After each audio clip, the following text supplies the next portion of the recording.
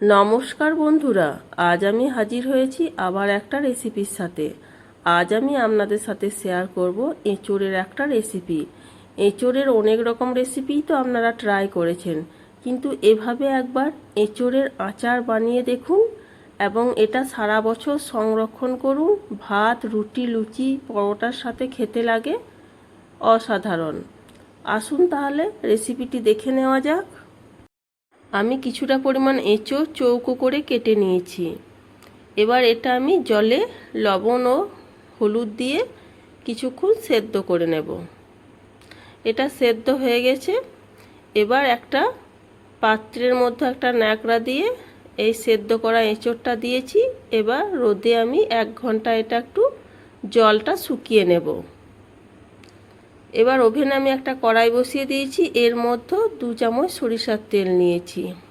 কিছুটা পরিমাণ গাজর ও কিছুটা কাঁচা লঙ্কা আমি এই কেটে রেখেছিলাম, এটা তেলের মধ্যে দিয়ে দিলাম এবং 1.5 থেকে 2 মিনিট মতো নাড়াচাড়া করে নেব। গাজর এবং কাঁচা লঙ্কাটা অপশনাল, এটা আপনারা চাইলে দিতেও পারেন অথবা না দিতে পারেন। এবার 3টে মিডিয়াম সাইজের আম, কাঁচা আম চৌকো করে কেটে রেখেছিলাম, এটাও দিয়ে দিলাম। লবণ দিয়ে দিলাম 2 চামচ মতো, পরিমাণ মতো হলুদ ও 1/2 চামচ কাশ্মীর লাল লঙ্কা গুঁড়ো দিয়ে দিলাম কালারের জন্য। যেহেতু এই আচারটা সারা বছরের জন্য সংরক্ষণ করে রাখবেন, তাই লবণের পরিমাণটা একটু বেশি দিবেন।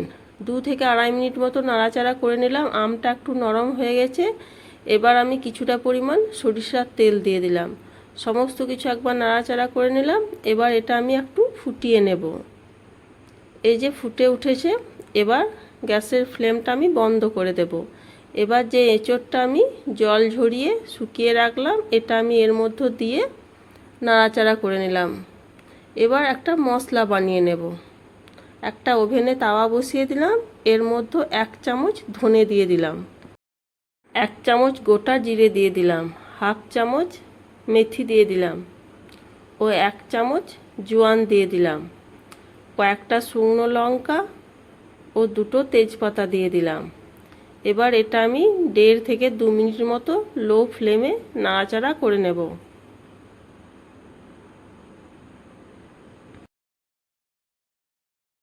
দেড় থেকে 2 মিনিট মতো নাড়াচাড়া করার পর আমি এর মধ্যে 1 চামচ গোটা সরিষা দিয়ে দিলাম। আরও 1 মিনিট মতো নাড়াচাড়া করে এটা ভেজে নেব।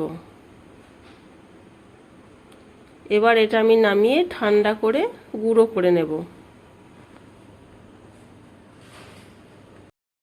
এবার গুঁড়ো করা মশলাটা এই আচারের মধ্যে দিয়ে দিলাম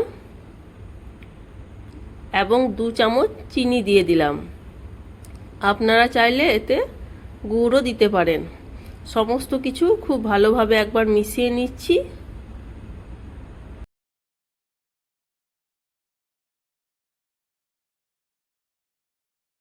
আমি এর মধ্যে 1 চামচ ভিনিগার দিয়েছিলাম, কিন্তু ভুলবশত আমার ক্যামেরাটা অফ হয়ে গিয়েছিল, তাই দেখাতে পারিনি।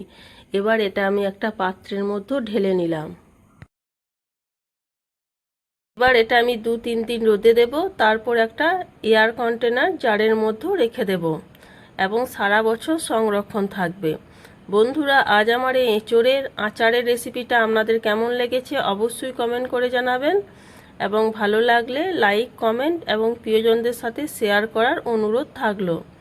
এখনও পর্যন্ত আমার চ্যানেলটা যারা সাবস্ক্রাইব করেননি, প্লিজ চ্যানেলটা সাবস্ক্রাইব করে আমার পাশে থাকার অনুরোধ জানাচ্ছি। তাহলে আবার দেখা হবে নতুন কোনো ভিডিওর সাথে।